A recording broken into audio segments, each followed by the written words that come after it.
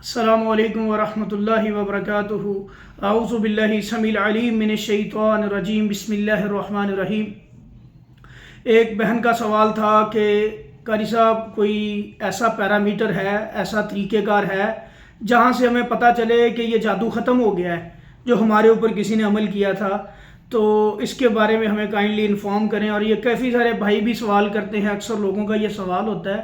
تو میرے بھائی بہن، پہلے تو اس چینل کو آپ سبسکرائب بھی کریں، اس ویڈیو کو لائک کر کے آگے شیئر بھی کیا کریں۔ اس کی وجہ یہ ہے کہ جب آپ یہ معلومات شیئر کرتے ہیں تو اللہ تعالیٰ آپ کو بھی اس کا اجر دیں گے اور زیادہ سے زیادہ لوگوں کو فائدہ ملتا ہے، مستفید ہوتے ہیں، تو یہ صدقہ جاریہ ہے، آپ کا بھی اس میں حصہ ڈلتا ہے۔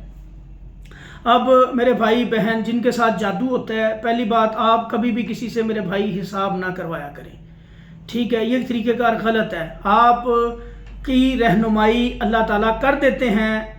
جادو کے، جنات کے جو مریض ہوتے ہیں، ان کو خواب آتے ہیں، ڈرانے خواب آتے ہیں، برے خواب آتے ہیں۔ جادو کی بے شمار قسمیں ہیں، جس طرح کا جادو ہوتا ہے ویسا خواب آتا ہے، اور ہم جب مریض ہمیں خواب بتاتا ہے ہم فوراً اسیس کر جاتے ہیں اس کے اوپر کس قسم کا جادو ہے۔ بقایا جادو کا ایک کامن سا میں مسئلہ بتا دیتا ہوں جادو کو پہچاننے کا۔ جادو والے مریض کو نیند نہیں آتی، خواب آتے ہیں ڈرانے، ٹھیک ہے، کندھوں پہ وزن رہتا ہے، گھبراہٹ سی رہتی ہے، بلا وجہ غصہ آتا ہے، نماز قرآن پڑھنے کو دل نہیں کرتا۔ یہ موٹی موٹی چند نشانیاں ہیں۔ دین سے دور دور رہتا ہے، دین والی بات کو اس کو اچھی نہیں لگتی، ٹھیک ہے۔ بعض اوقات جب جن شیطان ساتھ لگا ہوتا ہے، زیادہ تر ان کیسز میں یہ معاملہ بنتا ہے۔ بعض اوقات ایسا نہیں ہوتا، جادو ہوتا ہے اس میں نماز وغیرہ پڑھی جاتی سارا معاملہ، لیکن اس کے اثرات ہوتے ہیں کسی کے اوپر، جیسے ہم بستری کی رکاوٹ کا جادو ہوتا ہے، جماع کی رکاوٹ کا جادو ہوتا ہے، یا اور کوئی معاملہ لڑائی کروانے والا جادو ہوتا ہے، جھگڑا کروانے والا جادو ہوتا ہے، وہاں پہ غصہ بلا وجہ آتا ہے انسان کو، نیند وغیرہ نہیں صحیح طرح سے آتی۔ تو یہ موٹی موٹی چند نشانیاں میں نے آپ کے گوش گزار کی ہیں۔ اب جن لوگوں کے اوپر جادو ہو چکا ہوتا ہے اور وہ ماشاءاللہ قرآن و سنت سے علاج کرواتے ہیں، کئی لوگ غلط طریقے سے علاج کرواتے ہیں۔ کیسے؟ میرے پاس ایک ریسنٹلی کیس آیا، ہم نے وہاں پہ پڑھائی کی، جا کے گھر گئے ہم ان کے، تو ایک میجر صاحب کا گھر تھا۔ تو جب ہم نے پڑھائی کی تو الحمدللہ تقریباً میں نے 2 گھنٹے پڑھائی کی، معاملات ان کے ٹھیک ہو گئے۔ پڑھائی کے بعد انہوں نے میرے سے کہا کہ قاری صاحب ہمارے پاس فلاں بابا جی ایک آئے تھے، آپ سے پہلے ہم نے ان سے علاج کروایا تھا، تو ہمارے معاملات تو ٹھیک نہیں ہوئے، لیکن انہوں نے 3-4 چیزیں ایسی کی کہ وہ آپ نے نہیں کی۔ میں نے کہا کیا کیا جی؟ انہوں نے جی یہاں پہ ہنڈیا بھی گری، آ کے ایک کھوپڑی بھی گری۔ جب وہ پڑھ رہے تھے نا کچھ، میں نے کہا کیا پڑھ رہے تھے؟ پتہ نہیں، جو منہ میں پڑھ رہے تھے، اونچی نہیں پڑھ رہے تھے۔ یہاں پہ کھوپڑی بھی گری، یہاں پہ ایک ہنڈیا بھی گری، اس میں سے ہمارے ناموں کے تعویذ نکلے اور تالے نکلے، کافی گندگی نکلی۔ پھر انہوں نے وہ چیزیں ساری ہم سے ضائع کروائیں، پھینکوا دی کسی دریا میں، ہمیں انہوں نے کہا کہ یہ پھینک آئے۔ اور جب وہ پڑھے پھر بچی بھی ہماری ٹھیک ہوگی، لیکن کچھ دنوں بعد پھر دوبارہ یہ مسئلہ بن گیا۔ اب دیکھیں بھائی، یاد رکھیں، بہنیں بھی بھائی بھی، بیسیکلی ایسے لوگوں کے پاس جنات ہوتے ہیں، شیاطین ہوتے ہیں، موکل جن کو کہا جاتا ہے، موکل بھی ہوتے ہیں۔ اور اللہ تعالیٰ قرآن میں واضح لفظوں میں فرماتے ہیں کہ جنات سے کام لینا جائز نہیں ہے۔ جو لوگ، جو جن اور انسان، اللہ قرآن میں فرما رہے ہیں، ایک دوسرے کو دوست بنائیں گے، ایک دوسرے کے کام آئیں گے۔ یہاں پہ اللہ تعالیٰ نے یہ نہیں کہا کہ ابھی مسلمان یا آپ مسلمان دوست بنا لو، غیر مسلم نہ بناؤ، لیکن جو جن اور انسان، اگر میرے بھائی یہ چیزیں جائز ہوتی نا تو اللہ تعالیٰ یہ پردہ نہ رکھتے اس میں۔ اللہ تعالیٰ کے نبی نے، حضرت سلیمان نے یہ قسم بھی کھائی تھی اور اللہ سے دعا بھی کی تھی، اللہ جی میرے علاوہ یہ قدرت کسی اور انسان کو نہ دینا۔ اور نبی صلی اللہ علیہ وسلم سے یہ بات ثابت بھی ہے۔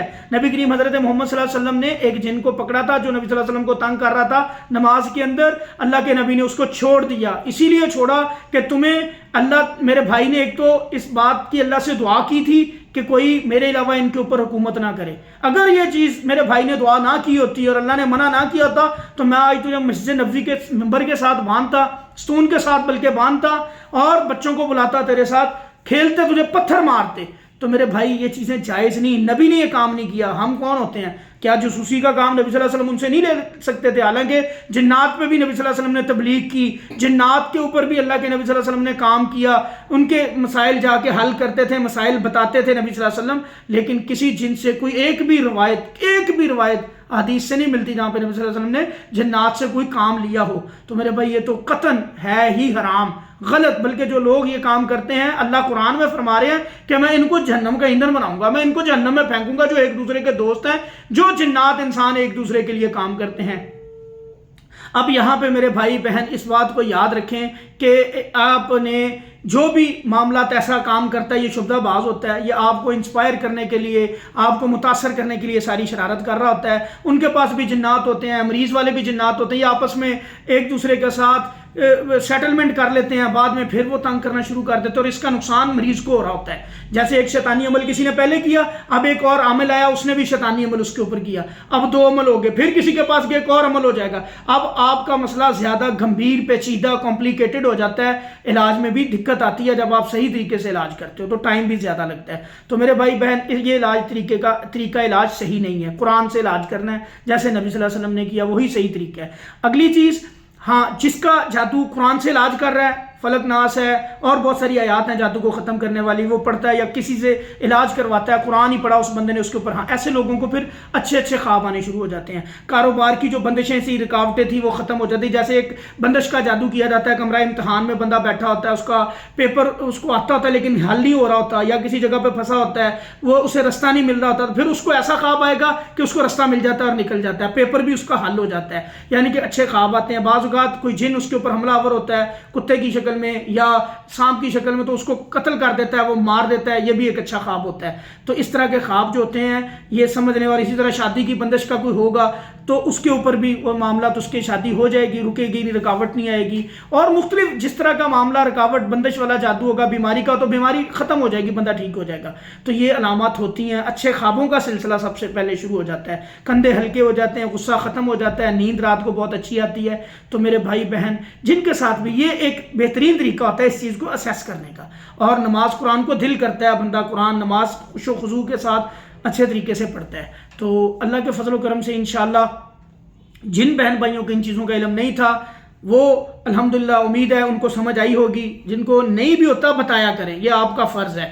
ہمیں اللہ نے اگر کوئی سمجھ دی ہے، شعور دیا، تو ہماری کوشش ہونی چاہیے کہ ہر بندے کو جس کو علم نہیں ہے اس کو گائیڈ کریں، ان ویڈیوز کو زیادہ سے زیادہ شیئر کیا کریں تاکہ یہ معلومات زیادہ سے زیادہ لوگوں تک پہنچے۔ السلام علیکم ورحمۃ اللہ۔